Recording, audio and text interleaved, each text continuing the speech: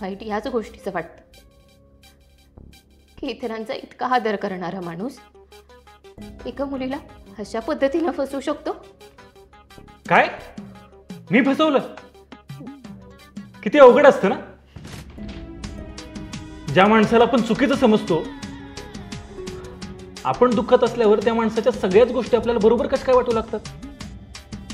आणि ज्या माणसाला आपण बरोबर म्हणून निवडलेलं असतं, तो माणूसच चुकीचा कसं काय होतो. म्हणजे माणूस चुकीचा किंवा वाईट हे ठरवायची आपण घाई करत नाही, पण गोष्टी खऱ्या किंवा खोट्या हे ठरवायची आपण घाई का करतो. तुमचं हे बोलणं वेगळं आणि वागणं वेगळं आहे सर. तुमचं उत्तर काय असेल याची कल्पना आली आहे मला, तरीही विचारतो. येताय का? नाही, मला तास.